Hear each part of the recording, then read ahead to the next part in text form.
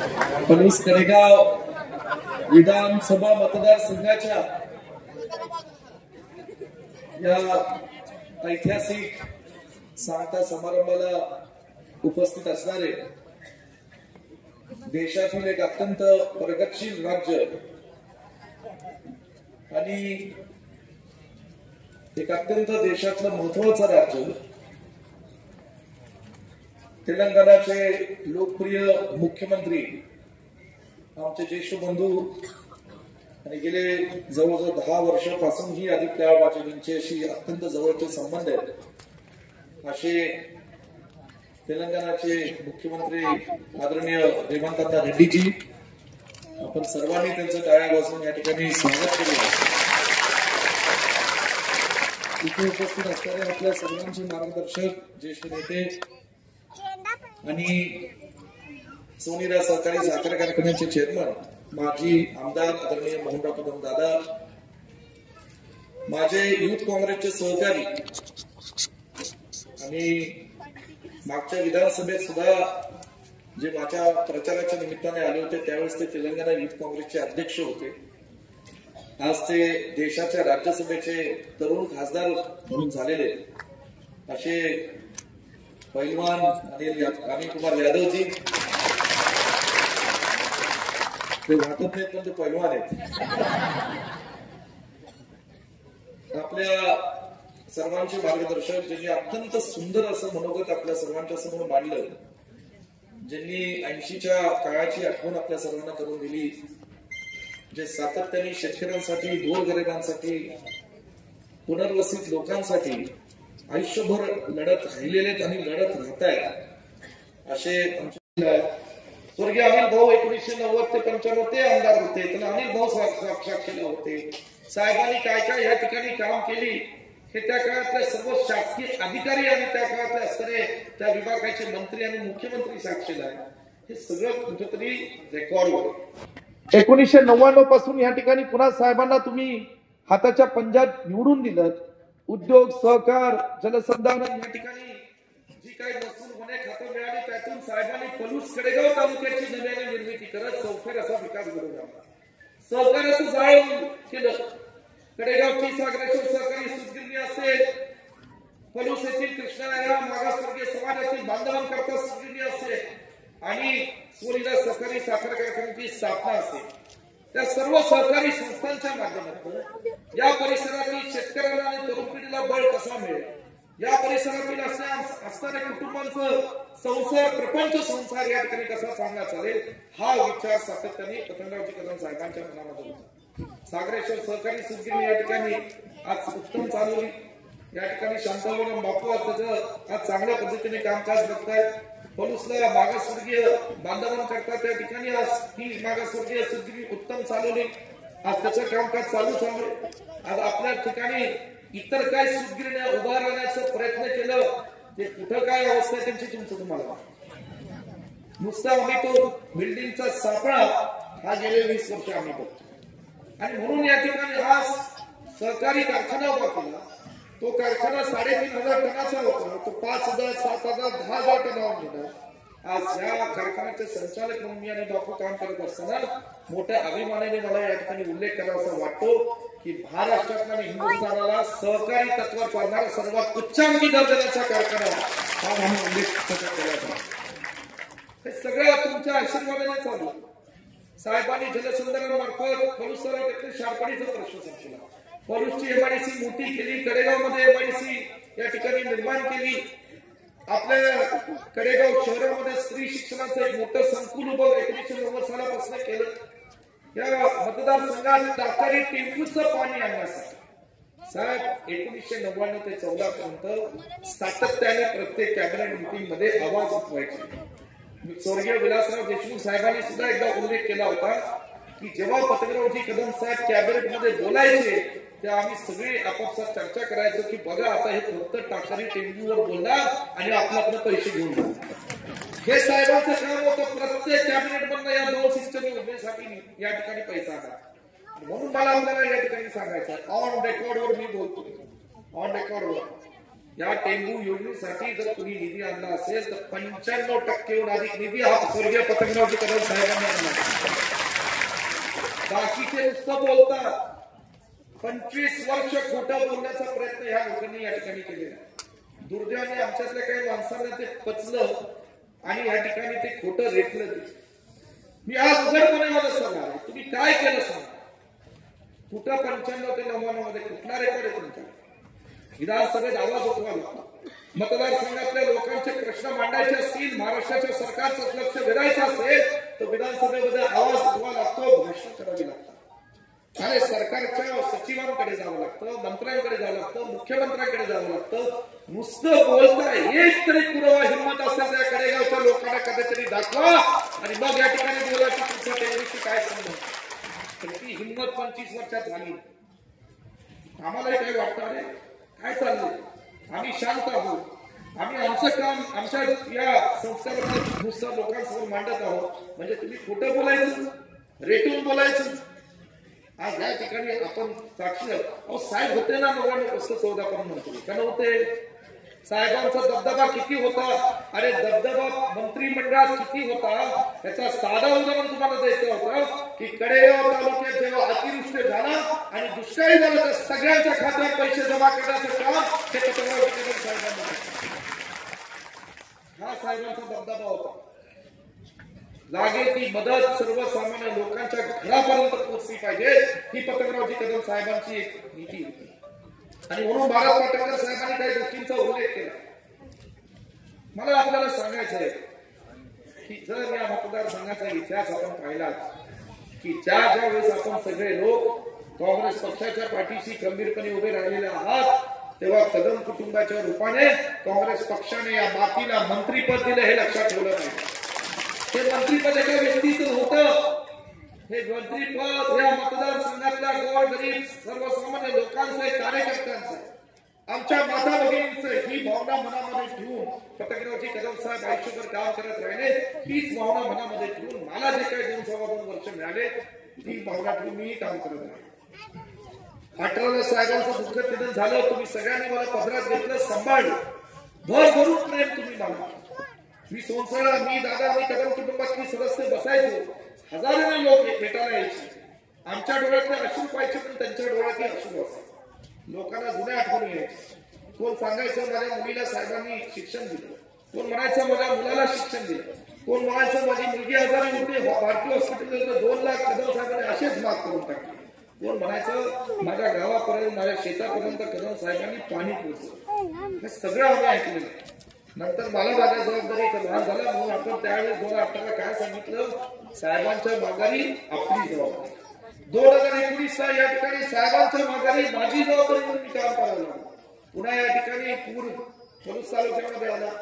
पुरामध्ये मी किती जीव ओतून काम केलं हे तिथं कृष्णा नदी काठ असणाऱ्या प्रत्येक गावातल्या, प्रत्येक कुटुंबातल्या, प्रत्येक जाती धर्मातल्या, प्रत्येक पक्षातल्या कार्यकर्त्यांना. अरे या ठिकाणी तिथं 35,000 लोकांच्या आमच्या माता भगिनींचे गोरगरिबांचे त्या ठिकाणी राहण्याची व्यवस्था केली. ती व्यवस्था करत असताना कुठं जनावरांचे चारा असेल त्याची व्यवस्था केली. 25 दिवसाकरता कुठं हॉस्पिटल डॉक्टरची औषधाची व्यवस्था असेल ती केली. आणि या ठिकाणी तुम्ही सुद्धा होता. तुम्ही तुमचं तर वय माझ्यापेक्षा 9 वर्षांनी मोठं आहे. 2004च्या पुरात नाही, 2019च्या पुरात नाही. अर्ध्या फुटाचं पाणी पाऊल ठेवलं नाही. हे भाषण कडेगाव मध्ये करायचं. आम्ही सुद्धा पुरत काम केलं. आम्ही फोटो काढलेले. अरे का तिथे आल्याशिवाय फोटो निघू शकतो. कधी कडेगाव तालुक्यात एका कार्यकर्त्याने उभं राहून सांगावं की मी मला तिथं ऍडमिशन दिलं, मला तिथं फी सवलत दिली असं तुम्ही या ठिकाणी सांगा. माझ्याकडे एक 500 मुलांची यादी आहे कडेगाव तालुक्यातली, फक्त पलूसची अजून काढलीच नाही. जी गोर गरीब सर्वसामान्य कुटुंबातली पोरं आहेत, जी पोरं बाळा मुली आहेत, जी या ठिकाणी शिकली, ज्यांना आधार करून कुटुंबांनी वेगवेगळ्या पद्धतीने दिलं. आज ते कडेगाव पलूसचा मान या महाराष्ट्रात नाही हिंदुस्थानात वेगवेगळ्या क्षेत्रामध्ये उंचवण्याचं काम करतात. आम्ही या ठिकाणी आज हे सगळं केलं. आरोग्य, शिक्षण, सहकार्य सगळ्या क्षेत्रात लोकांना मदत करण्याचं काम केलं. आणि म्हणून या ठिकाणी आता स्वतःचं कर्तृत्व काही सांगू शकत नाही. नुसतं टीका करायची, कुणाला तरी बोलवायचं. कुणाला बोलवलं? प्रमोद सावंत म्हणून गोवा आले काय, त्यांचा जेवढा विधानसभा मतदारसंघ आहे तेवढा आमचा जिल्हा परिषद घेतो. होय विशालदादा खरं 22,000 मतांचा एक विधानसभा मतदारसंघ, जिल्हा परिषद गट आपला तोडाच. बरोबर आहे. मला तिथं निरीक्षक म्हणून पाठवलं होतं. मी होतो, बंटी पाटील होते, बाळासाहेब थोरात होते, यशवंतजी ठाकूर होते. आम्हाला एक जिल्हा दिला होता. तिथं नॉर्थ गोवामध्ये मला ती जबाबदारी दिली होती. आणि आपल्यापैकी काही लोकांना माहित नसेल तिथं मराठा समाज बराच आहे. आणि विश्वजित कदम, पतंगरावजी कदमांचा मुलगा, बिनविरोध 1,62,000 तुम्ही सगळ्यांनी निवडून दिलं, राज्यमंत्री म्हणून तिथं फिरत होतो अनेक गावांमध्ये. छत्रपती शिवाजी राजांचे पुतळे सुद्धा अनेक गावांमध्ये, त्यांना अभिवादन करत फिरत होतो. लोक भेटत होती, 200-300 लोक जमायची. माझं मला कळलं काय कुठं सांगलीत फिरतोय का गोव्यात फिरायला लागलो. आणि माणसं भेटायला लागली. त्यांना वाटलं ह्यांनी काहीतरी पैसे आणून मला पाड. आणि काय तुम्हाला पाडायला मी कशाला पैसे आणून, मला काय थोडं अक्कल नाही. आणि माझा काही जन्म नाही की त्या गोव्यामध्ये दुसरा विश्वजित, तो त्यांच्या पक्षातलाच आहे, त्याचं नाव विश्वजित राणे आणि तो त्यांच्या शेजारचा आहे. आता तो ह्याला पाडायला बसलाय, तो त्यांच्या पक्षातला, त्याला वाटलं ह्यो पडला की हा मुख्यमंत्री होईल आणि तुम्ही माझ्या नावात पावती फाडायला लागला. आणि माझा काही संबंध नाही. ज्याला निवडून आणायचंय त्याला मी निवडून आणतोच, ज्याला पाडायचंय त्याचा कार्यक्रम आता नाही करत, कुणाचा पण न्याय करत नाही. मला काही कुणाच्या मदत पडायचंच नाही. साहेबांनी जे दादांनी शिकवलं तेच मी आपलं करतो. पण कशाला टिवचताय? मी कुणाच्या मदत नाही, मला पक्षाने जबाबदारी दिली म्हणून मी लोकांना भेटत होतो. काय मला दुसरा संबंध तुम्ही काहीतरी मला बदला घ्यायचा म्हणून मी इथं आलो, असं वाक्य त्यांनी वापरलं कडेगाव. मला माहित त्यांनी ऐकलं नाही, मी कशाला ऐकतो. दुसऱ्याचं काय बदला घ्यायचा. आता बाहेरचा माणूस येऊन तुमच्या पोरावर, विश्वजित करणार, तुमच्या भावावर बदला घेण्याचा प्रयत्न करणार असाल तर त्याला चोख उत्तर येणाऱ्या 23 तारखेला ही जनता जी हा मला विश्वास. पुन्हा इथं फिरकणार नाही घरी, तुम्हाला लिहून देतो. एवढं त्या ठिकाणी तुम्ही कडेगाव तालुक्यात आणि शहरामध्ये वातावरण करायला पाहिजे. काहीतरी आवाज ऐकतोय मी. अरे तुम्ही एक मुख्यमंत्री एका राज्याचा आणला प्रचारासाठी म्हणून तुम्हाला एवढं कौतुक वाटायला लागलंय. अरे मी एक 6 महिन्याचा कालावधी सांगतो. 6 महिन्याचा. 6 महिन्यामध्ये तुमच्या विश्वजित कदमांकडे 1 नाही 2 नाही, अरे 6 मुख्यमंत्री आले होते. 6 मुख्यमंत्री आले होते. एकनाथ शिंदे आले होते, फडणवीस साहेब आले होते, अशोक गेहलोत आले होते, सुखविंदर सुखू आले होते. किती लोकांची, सिद्धरामय्या आले होते. किती लोकांची नावं सांगायची. आणि तुम्हाला एक आला की नवलग्न झालं की वाटायला लागलं का काय म्हणून एक मुख्यमंत्री आला की तुम्हाला फार कौतुक वाटायला आणि त्याला स्क्रिप्ट द्यायची, हे असं असं बोला म्हणजे त्यांनी बोलायचं. काही फरक पडत नाही. माणसं या ठिकाणी माहिती आहेत आपला कोण प्रकाश लोकांना कळतं. अरे तुमचं आमचं नातं 30-40 वर्षापासून आहे या ठिकाणी. आणि म्हणून या ठिकाणी मला या ठिकाणी आज आपल्याला नम्रपणे विनंती करायची की आज इथं विशाल पाटीलची, रेवंत दांडाची सगळी मंडळी आज माझ्या प्रेमिका अण्णाला बोलवलं नाही किंवा प्रामाणिकपणे सांगतो. मला गरजच नाही, माझा विश्वास तुमच्यावर आहे. अण्णा स्वतःहून आले. मला म्हणले विश्वजित तुझ्यासाठी मला यायचं. अण्णांच्या मनाचा मोठेपणा आहे. मला त्यांनी दिल्लीत पण सांगितलं की युपीएसकडे जाणारच आहे. कर्नाटकच्या DK शिवकुमारजी मला म्हणाले मी विश्वजित तुझ्याकडे होतो. म्हणलं साहेब माझ्याकडे येऊ नका, तुमचा माझा जीव आहे, पण विक्रमकडे जर तुम्हाला इलाज करायचं तिथे कन्नड बोलतात, त्यांना कळतं, तिथं जाऊन काय करायचं तुम्ही बोला. आणि तिथे जाऊन त्यांनी जबरदस्त कार्यक्रम भाषण ठोकून टाकलं. हे सगळ्या गोष्टी हे जे आम्ही पुण्याची मिळवली की तुमच्या आशीर्वादामुळे, तुमच्या प्रेमाने आम्हाला पुण्य मिळाली. आणि म्हणून या ठिकाणी जेव्हा लोकतीर्थाचा कार्यक्रम आम्ही केला, दिवस रात्र आम्ही कदम कुटुंबातले सदस्य, कार्यकर्ते सगळे लोक राबत होते. प्रत्येकाच्या घरटी पत्रिका पोहोचते. आम्हाला वाटलं 1.5 लाख लोक येतील. कुठलं 1.5 लाख? या ठिकाणी आमच्या माहितीने पोलिसांनी सांगितलं 5 लाख लोक त्या ठिकाणी साहेबांच्या कर्तृत्वाला. आणि आता मला असं म्हणायचंय तुमच्या वडिलांबाबतीत तुम्हाला आदर चांगला आहे. प्रत्येक मुलाला वडिलांबाबतीत आदर असलाच पाहिजे. मी म्हणलं माझ्या तुमचं 9 वर्षांनी वय होत आहे. तुमच्या वडिलांचं नाव तुमच्या सहकारी कारखान्याला होतं ते पुसून टाकलं. मग ठीक आहे, जो तुमचा सातारा जिल्ह्यात कारखाना त्याला तरी नाव होतं ना, कुणी रोखलंय? थोडं वडिलांच्या नावावर मत मागायचे असते. आणि दुसरं या ठिकाणी एवढं वर्ष झाले कधी स्मारक उभा करायचं डोक्यात आलं नाही. जेव्हा विश्वजित कदमांनी 2019ला आदरणीय मोहनराव कदम दादांच्या मार्गदर्शनाखाली सोनीरा सहकारी साखर कारखान्याचे संचालक, सभासद, सगळ्या कामगार, तालुक्यातल्या कार्यकर्त्यांच्या मार्गदर्शनाखाली इच्छेनुसार तिथं स्मारकाचं काम आम्ही सगळ्यांनी सुरुवात केलं. मग तुम्हाला आठवण झाली की आपण काहीतरी करावं. चांगलं कारण आम्हाला आनंद आहे, आम्ही कधीतरी येऊन तिथं अभिवादन व्यक्त करू, पण हे कुठली पद्धत? आज मला या ठिकाणी सांगायचंय की प्रवृत्ती समजून घ्या. विशालरावने तो थोडक्यात सांगितलं, त्यांना आणखी 15 मिनिटं दिलं असतं तर बरंचशा उघडकीस केलं असतं, सगळंच काढलं असतं. पण आज सगळं काढू नका, पुढचा काळ आपला विषय झाला. आणि म्हणून या ठिकाणी मला आपल्या नम्र विनंती करायची, विशेषतः माता भगिनींना, आता हे स्वतःचं काम काही सांगू शकत नाही, आता काय सांगणार? लाडकी बहीण किती 1500 रुपये. लाडक्या बहिणीची आठवण केव्हा झाली? लोकसभेमध्ये जेव्हा महाराष्ट्राच्या जनतेने दणका दिला तेव्हा तुम्हाला लाडकी बहिणीची आठवण झाली, बरोबर? आणि 1500 रुपये देतात. आज सिलेंडर मागले, आज तेलाचा डब्बा 1600, आज स्टॅम्प पेपर 100चं 500, आज रिचार्ज सुद्धा 100चं काहीतरी वाढलं. मला कोणी म्हणजे 1500 रुपये दिलेत आणि 2000 रुपये तुमच्या खिशातनं काढून टाकले. म्हणून आपल्या सर्वांना माझी नम्र विनंती करायची की त्या सगळ्या गोष्टींना फसून न होता महायुतीच्या सरकारने महाराष्ट्रातली उद्योग गुजरातला दिली, एअरबस दिलं, या ठिकाणी फॉक्सकॉन कंपनी दिली, 2 लाख तरुणांना महाराष्ट्रातला रोजगार उपलब्ध झाला असता. परंतु दिल्लीतला फोन आला, गुजरातमधला फोन आला आणि तुम्ही आमच्या महाराष्ट्राला झुकण्याचं पाप केलं. अरे बेटांनो, हा महाराष्ट्र छत्रपती शिवरायांचा महाराष्ट्र आहे, फुले शाहू आंबेडकरांचा महाराष्ट्र आहे आणि हा विश्वजित कदम महाराष्ट्राला कधी झुकून देणार नाही, महाविकास आघाडी कधी महाराष्ट्राला झुकून देणार नाही.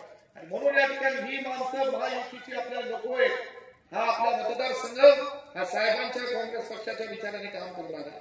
आयुष्यभर आम्ही मुलींना, आता लाडकी बहीण म्हणतात ना, अरे आमची बहीण, आमची मुलगी 30 वर्षापासून सांभाळतो आम्ही, तिला सक्षम केलं, तिला नुसतं एकटीला पैसे दिले नाही, तिला एवढी ताकद दिली शिक्षणातून की ती आज अख्खं घर बघा चालू. भाषण चालू होतं, विचारांनी सांगितलं आता कायमचीच ही प्रवृत्ती आहे आपण टाका. मला कोणतं म्हटलं, साहेबांना मुख्यमंत्री पदापासून रोखण्याकरता अशी उमेदवारी होत होती. मग आता तसंच माझ्या बाबतीत चालू, तुम्ही टेन्शन घेऊ नका हो, मला कसली काळजी नाही. दिल्ली जाम आहे, दिल्ली जाम आहे, तुम्ही काळजी करू नका. फक्त तुम्ही माझ्या पाठीशी उभा राहा आणि जे काय तुमचं स्वप्न आहे, साहेबांचं नव्हतं ते, पलूस कडेगावचं स्वप्न आहे, ते येणारा काळ निश्चितपणे तुमचा विश्वजित करून दाखवेल. कारण ही सगळी मंडळी माझ्या पाठीशी आहे, तुम्ही माझ्या पाठीशी आहे, त्या पलूस कडेगावची गोरगरीब जनता माझ्या पाठीशी. आणि म्हणून आपल्याला जातोय तेच सांगायचं, कडेगाव तालुक्यात काय केलं सगळ्याला माहितीये, 1200 कोटी निधी आणले. आणि एका पुस्तक वाच, लिहिता वाचता येत असेल तर वाच व्यवस्थित. 1200 कोटी पत्रकारांना माहिती आहेत, लोकांना माहिती आहेत, सगळ्याला माहिती 1200 कोटी आणले. कसे कसे आणले? पुसेसावळीचा 263 कोटीचा रस्ता आणला, पलूस तालुक्यात, कडेगाव तालुक्यात किती सबस्टेशन उभे केले सगळं माहित. आता यादी वाचायला लागलो तर वेळ मिळायचा नाही मला. तडसरला मोठं गोडाऊन केलंय, हे सगळं आता काम तुम्हाला माहिती, येणारा काय दिसेलच, कारण काही कामं चालू आहे. मला एवढंच सांगायचंय, एक साहेबांचं स्वप्न होतं आणि दादांची इच्छा आहे, आणि ती इच्छा येणाऱ्या 5 वर्षात पूर्ण करेल. या कडेगाव तालुक्यातल्या माता भगिनींसाठी आणि गोरगरीब असं हॉस्पिटल उभं करेल की या ठिकाणी गरीबाला कुठली आरोग्य सेवा असेल तर त्यांनी तिकडे आलं पाहिजे. माझ्या साहेबाचं हॉस्पिटल आहे, आमच्यासाठी या भावनेतून आलं पाहिजे. हे काम चालू राहील. रेवंत अण्णा आले, ते जेवले नाही. अन्ना बहुत मैं थोड़ा लंबा स्पीच किया क्योंकि जो हमारे ओपोनेंट है वो बगल के, वो बगल में रहने वाले, ज्यादा कुछ कर नहीं सकते.